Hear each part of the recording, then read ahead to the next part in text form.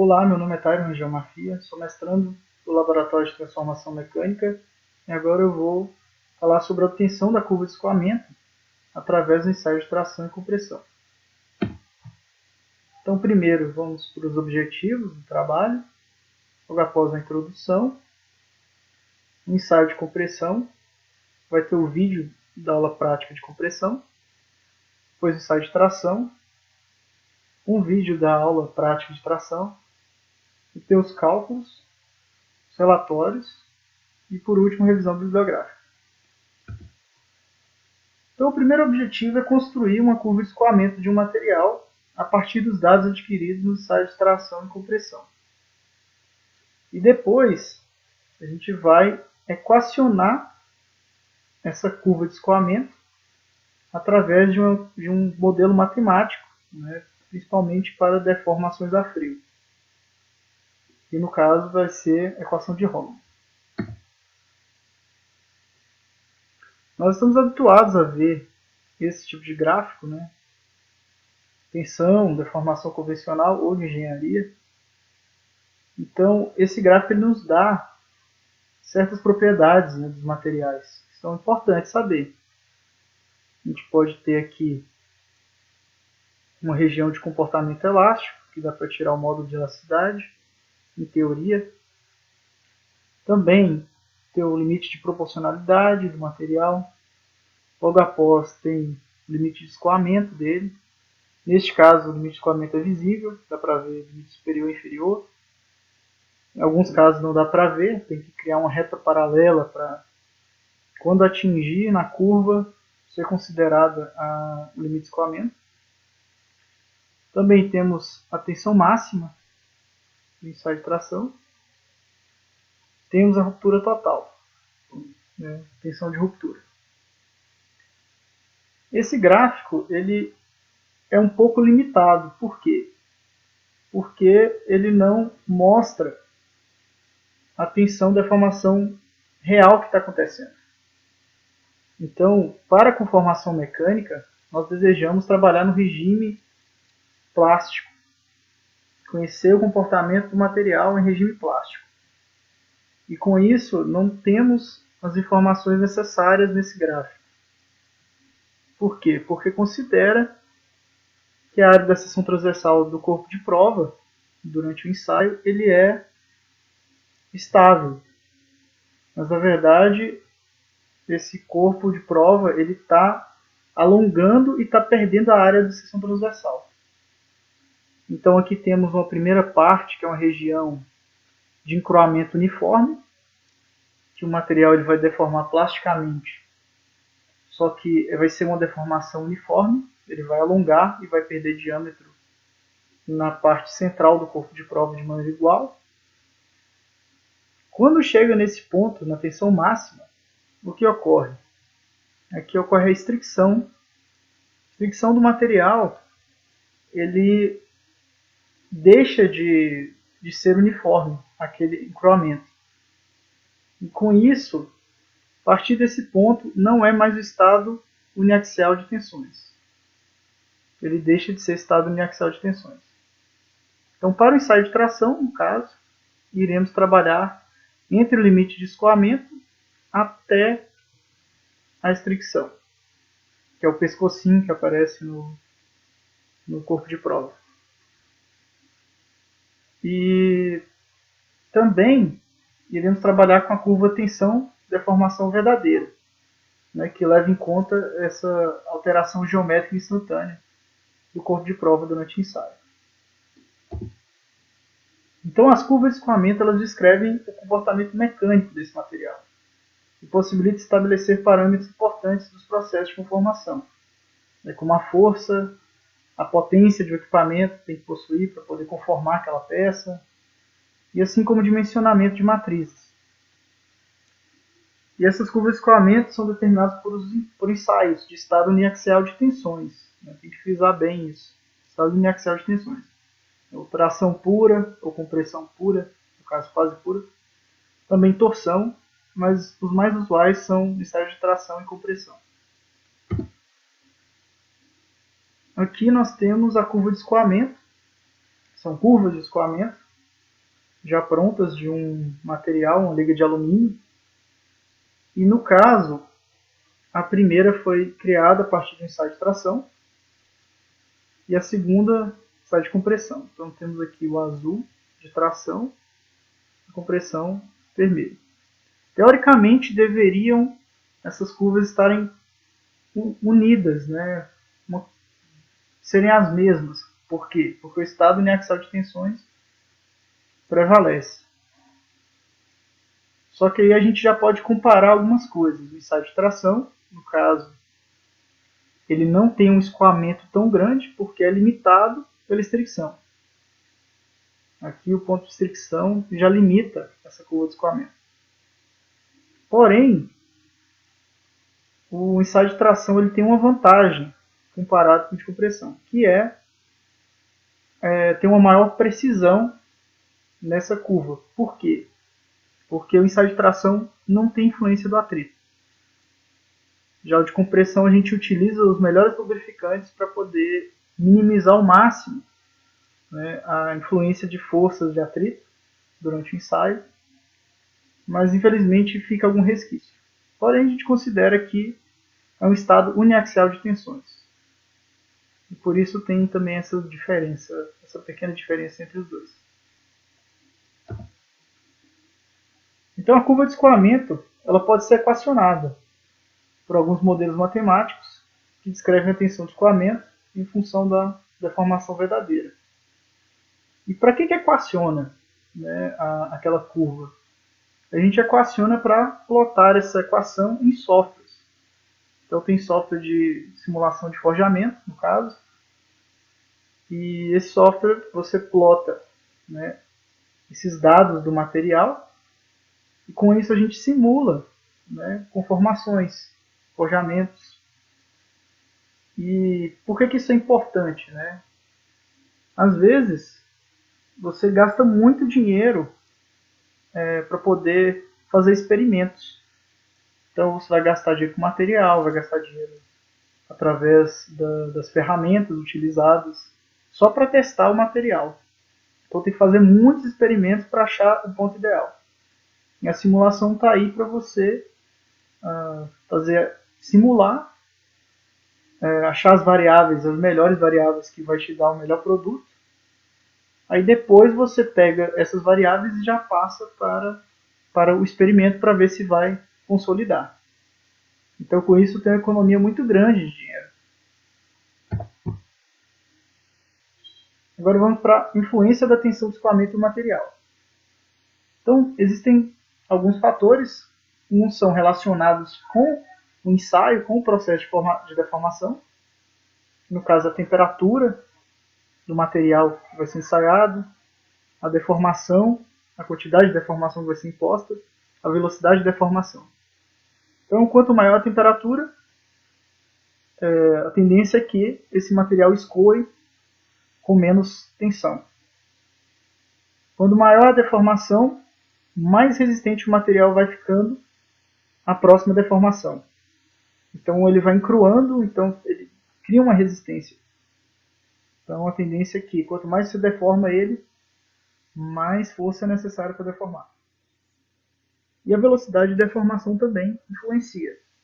Influencia menos em materiais ensaiados a frio, mas materiais ensaiados a quente, eles influenciam bastante até. Alguns fatores que não são relacionados com o processo de deformação, né, com o ensaio, são as propriedades do material. Composição química, microestrutura, tamanho de grão e tratamento térmico.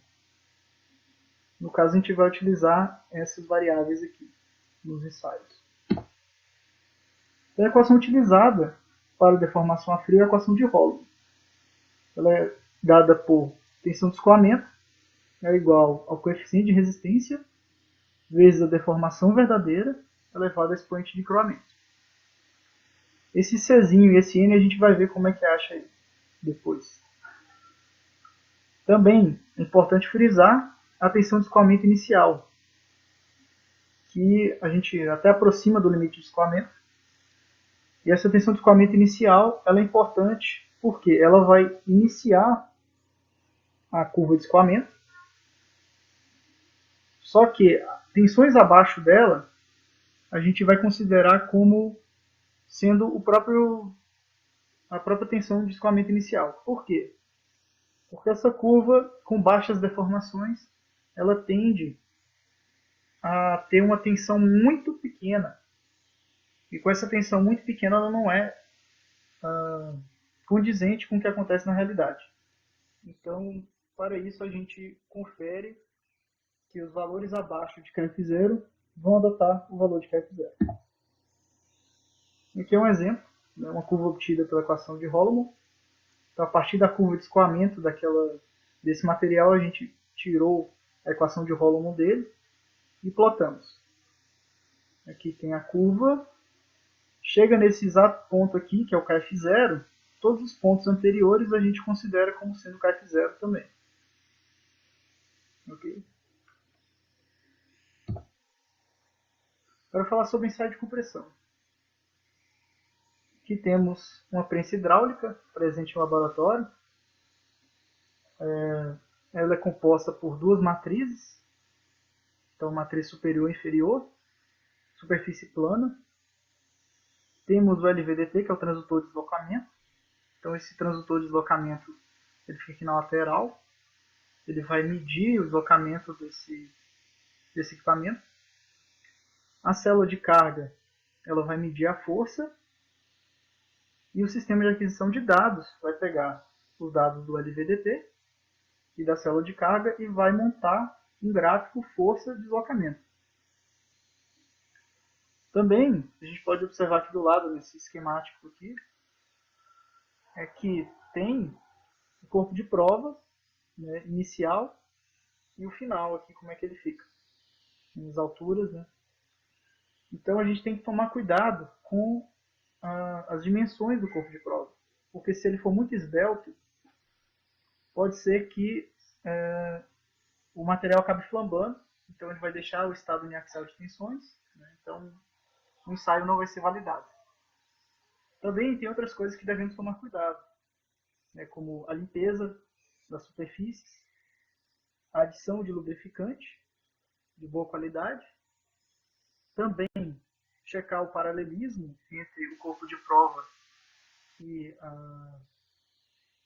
as matrizes, como também centralizar esse corpo de prova. Isso tudo é para deixar o ensaio mais correto, né, possível. Com isso a gente tem o gráfico força-deslocamento. Vamos ver aqui, né, que é gerado pelo computador. Então, aqui a gente vê que a força ela só vai aumentando, ao contrário lá do ensaio de tração. Por quê? O corpo de prova ele vai aumentando a área da seção transversal. Com isso vai gerar mais resistência. Também tem o fator do encruamento. Então esses dois fatores aí vão fazer com que essa curva só suba. Então como foi feito o ensaio? Então primeiro, medimos a altura inicial e o diâmetro inicial do corpo de prova. Depois limpamos as matrizes e a amostra. Passamos o lubrificante nas faces, né, do corpo de prova. Posicionamos o corpo de prova no centro da matriz. Verificamos as faces do corpo de prova das matrizes para ver se estavam paralelas mesmo. E depois efetuamos a compressão e registramos os valores de força e deslocamento. Após isso, efetuamos a medida final da altura só para comparar os dados com o LVDT para ver se estava condizente ali os resultados com o experimento. Agora eu irei mostrar o vídeo do ensaio de compressão.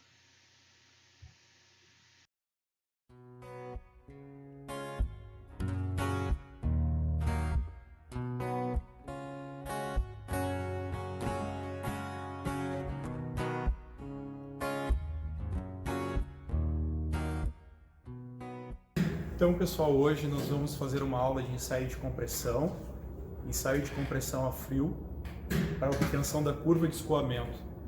Conforme nós vimos na aula teórica, a curva de escoamento é muito importante para que a gente conheça o comportamento do material durante os processos de conformação mecânica. Assim, nós podemos estipular, por exemplo, a capacidade mínima de prensa para executar o processo de deformação. Nesse ensaio, então, basicamente, nós vamos utilizar essa prensa, que é uma prensa hidráulica, aqui do Laboratório de Transformação Mecânica. Tem capacidade de 40 toneladas aproximadamente. E para esse ensaio nós montamos aqui uma célula de carga, com uma capacidade aproximada aí também até 60 toneladas. A matriz inferior então fica sobre a célula de carga. Aqui nós temos a matriz superior que está fixada na máquina. Um LVDT para medição do curso durante a compressão do corpo de prova. O material a ser comprimido é um aço 4140 laminado. Tá? O corpo de prova foi usinado diretamente da barra laminada. As dimensões são 15 milímetros de altura por 10 milímetros de diâmetro. É muito importante quando a gente executa esse ensaio obter as dimensões reais do corpo de prova, certo? Então nós vamos considerar as dimensões medidas. Se essas dimensões estiverem um pouco diferentes das nominais, não importa, né? Nós vamos considerar as reais, não as nominais, certo? Outro detalhe muito importante na execução desse ensaio é a redução do atrito. Se nós executássemos aqui o processo sem aplicação de lubrificação ou com uma lubrificação deficiente, nós vamos medir, na verdade, a resistência à deformação. Seria relacionado ao kW, como nós vimos na teoria. A força dividido pela área instantânea. No ensaio, como nós queremos obter a curva de escoamento, a tensão de escoamento do material, a gente deve reduzir o atrito a um valor mínimo, o mínimo possível. É claro que a gente não vai conseguir zerar esse atrito, mas a gente deve utilizar a melhor lubrificação possível, né? Dependendo da temperatura de ensaio.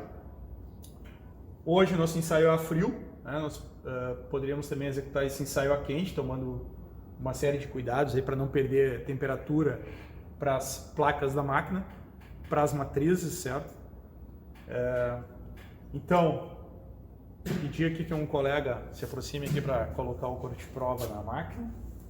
Tá? Então é necessário fazer uma centralização, lubrificação inicialmente das placas. Isso. A superior também. As faces do corpo de prova. A gente procura centralizar, né? Muito importante no ensaio de compressão. São cuidados gerais do ensaio de compressão. Ele tem que estar bem centralizado com o eixo e aplicação da força. As faces do corpo de prova devem estar bem paralelas. Né? Um bom acabamento superficial, a fim de reduzir ao máximo aí o atrito. As dimensões do corpo de prova, a relação de altura por largura, né, ou diâmetro, nesse caso aqui, deve respeitar uma correlação que não leve à flambagem, né? A norma estabelece algumas relações. No caso, nós estamos usando o corpo de prova bem pequeno aqui já para eliminar ou diminuir ainda mais o efeito do atrito. Se sabe que com o aumento aí do diâmetro do corpo de prova, o efeito do atrito é bem maior, né? Então é essencial aí a redução do atrito. Bom, feita aqui a lubrificação, então, o colega aqui vai pegar para nós aqui o paquímetro e o nosso lubrificante. Então, normalmente nós fecharíamos aqui para ter a proteção adequada durante o ensaio. Como isso não é possível, né? Só vou conferir aqui a centralização. Então, após a lubrificação do corpo de prova, centralização do mesmo entre a matriz superior e inferior, nós aproximamos a matriz superior, a face superior do corpo de prova, e agora a gente vai executar o ensaio. Então, durante essa compressão, a gente vai fazer a aquisição do deslocamento com o LVDT e da força através da célula de carga. Vou ligar a prensa e após eu vou acionar então o cilindro superior para descer a matriz.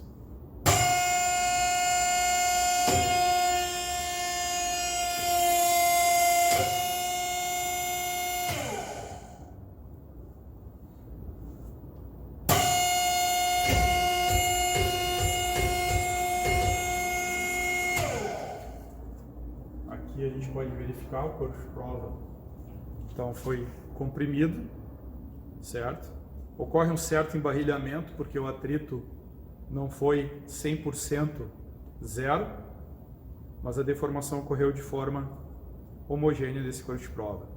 Então, após o ensaio, nós efetuamos a medida da altura final, apenas para que a gente possa comprovar que a nossa aquisição de dados através do LVDT ficou adequada com a medida final de altura.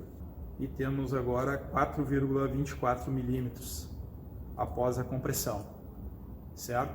Então, com os dados desse ensaio, obtidos nesse ensaio de força e deslocamento, vocês vão poder calcular a tensão verdadeira, que é a força pela área instantânea, e a deformação verdadeira, obtendo um gráfico tensão verdadeira versus deformação verdadeira, que para a região plástica corresponde à nossa curva de escoamento aproximadamente, né, considerando que o atrito é bastante próximo a zero. Era isso, então vocês vão receber esses dados para fazer todo o equacionamento que vai ser demonstrado, ou já foi demonstrado antes dessa aula, né? Era isso, obrigado.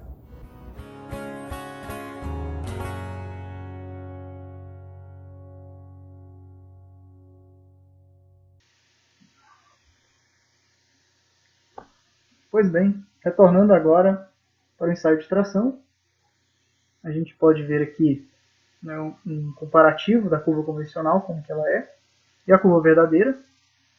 Né? A curva convencional, ela considera que a área de decisão translacional não muda, já a curva verdadeira ela vai diminuir o diâmetro de acordo com o alongamento, pela conservação de volume. Então, a gente vê, primeiramente, com baixas deformações, as curvas estão coladas. A deformação ainda é muito pequena. À medida que a deformação vai aumentando, essas curvas vão se separando cada vez mais. Então, para o ensaio, utilizamos os equipamentos. A máquina universal de ensaios, a MIC, presente também no laboratório. Ela tem 600 kN de força, é instrumentada com célula de carga e transdutor de deslocamento. Possui um computador com software de aquisição de dados, que vai pegar os dados da célula de carga e do transdutor de deslocamento. Ele vai plotar um gráfico também, força e deslocamento. Né? Aqui ao lado a gente pode ver já o corpo de prova preso na máquina. Tem duas garras, a máquina possui uma garra superior e uma inferior, que vai prender o corpo de prova. Né? Aqui a gente já pode falar de alguns erros que pode conter, principalmente no regime elástico. Quem for depois verificar o módulo de elasticidade vai ver que vai dar um valor completamente diferente do real, porque o deslocamento no regime elástico é muito pequeno, mas aí nesse equipamento ocorrem algumas folgas, também a rigidez do equipamento inteiro, dá para ver pelas molas aqui, como são duas molas em série. Então a força está atravessando tudo, então se a rigidez, dependendo da rigidez, se ela for elevada, esse erro vai ser menor, se ela for uma rigidez menor, esse deslocamento vai tender a ser maior. Também há um escorregamento aqui nas garras. Então todos esses fatores vão atrapalhar um pouco no regime elástico da curva. Mas o nosso foco é mais no regime plástico. Os corpos de prova foram demarcados. Então aqui, como que são demarcados os corpos de prova? De acordo com a norma STM é 8M. Então são feitas 10 marcações, né, centrais, nos 50 milímetros centrais do corpo de prova, cada uma com 5 milímetros. E essas demarcações elas servem não para observar como que ela está alongando, mas ela tem o objetivo de calcular o alongamento desse material. E ela tem várias demarcações, por quê? Porque dependendo onde ocorra a ruptura do material, ele pode ser em qualquer lugar, no meio, em cima, embaixo. a gente faz uma compensação. Se for mais embaixo, a gente pega os valores do de cima e passando para cá, para como se fosse centralizar essa ruptura aí. Com mais detalhes vocês podem ver na norma aqui ao lado. Então, a metodologia do ensaio de tração foi primeiramente medir a altura inicial e o diâmetro inicial da seção útil em 2 pontos diferentes. Verificar se a medição estava errada. Marcar um ponto de prova com espaçamento uniforme, conforme falei no slide anterior. Depois encaixar o corpo de prova na máquina, efetuar a tração, testando o valor de pontos no fim, e depois deixar para afinar. E vamos utilizar essa técnica para fazer uma correção no deslocamento registrado da máquina, que é um pouco acima do normal. Então, agora eu vou passar o tempo para vocês. Olá, agora iremos apresentar o ensaio de tração.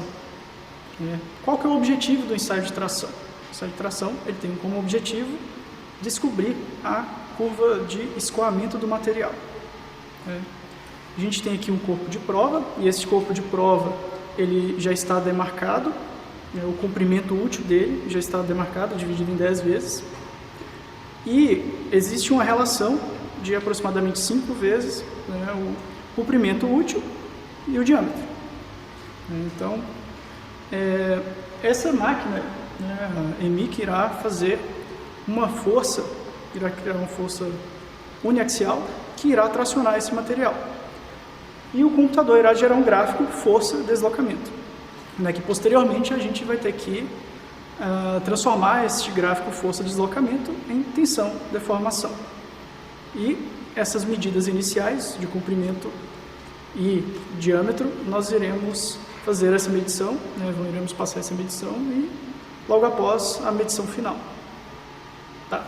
Então iremos posicionar este corpo de prova na máquina.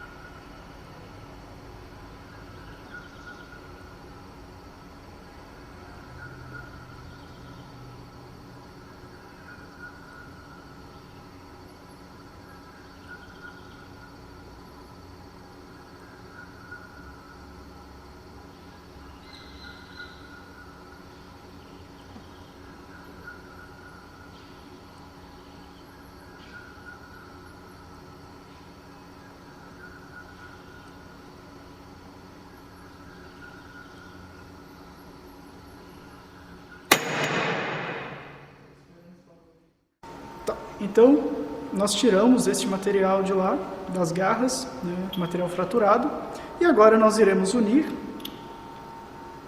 as duas partes, e iremos agora tirar as medidas finais.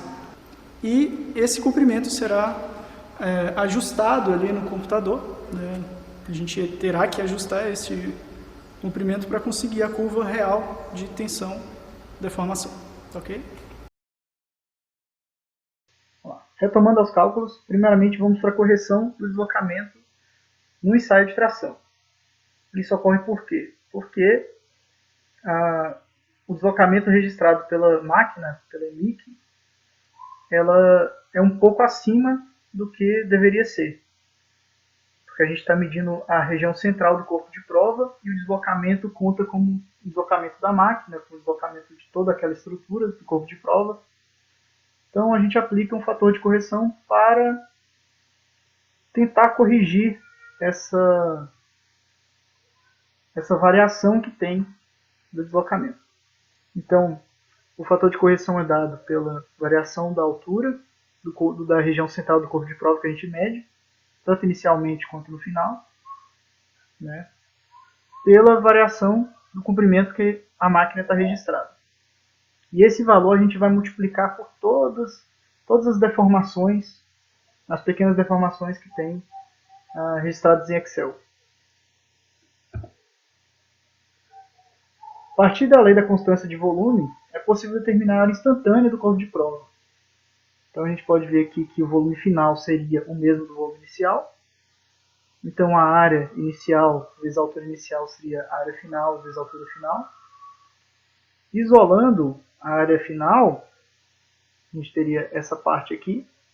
E considerando a altura instantânea, sendo como a altura inicial mais a variação da altura, a gente consegue a área instantânea.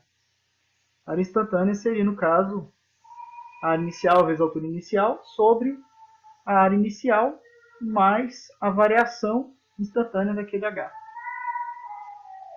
E com isso a gente consegue, né, a tensão verdadeira por força sobre área instantânea.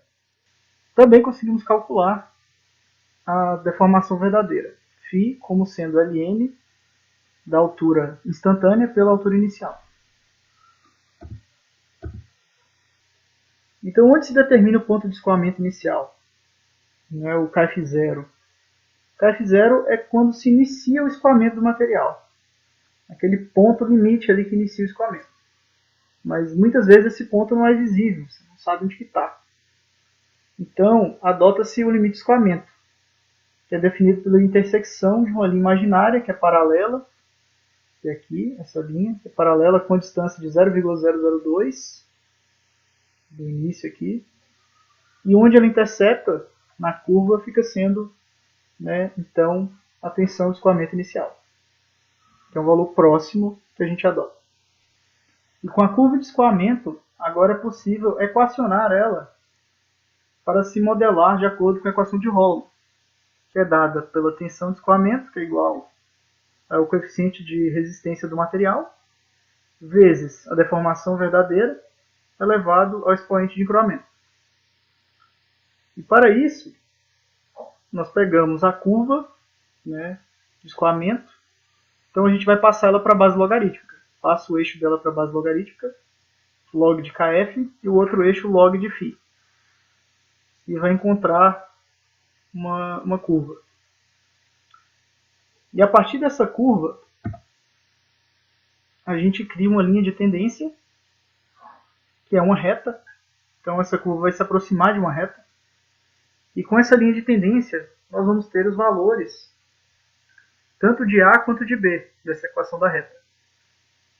E ali anteriormente a gente viu que, passando para a base logarítmica, ficaria log de Kf seria igual a n vezes log de φ mais log de c. E com isso a gente consegue igualar os valores. Então você iguala essa equação com essa. A gente tem que o Azinho da reta seria o n, que já tem esse valor, 0,0875. O log de c adotaria o valor de b, 2,9427. E transformando esses dados, a gente tem, então, por fim, a equação de Holloman da curva de escoamento do material estudado.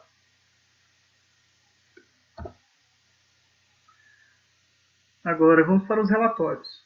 Então, é para fazer 2 relatórios separados, um para cada tipo de ensaio.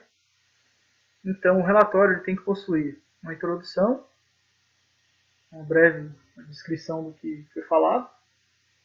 Vai ter que ter um procedimento experimental, né, como é que foi realizado o experimento.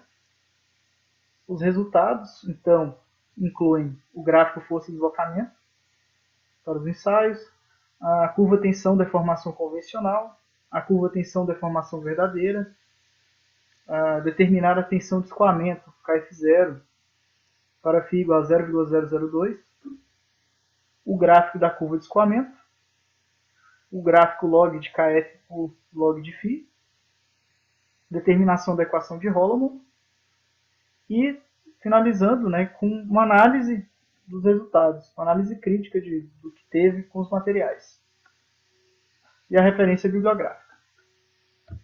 Então encerro por aqui. Muito obrigado.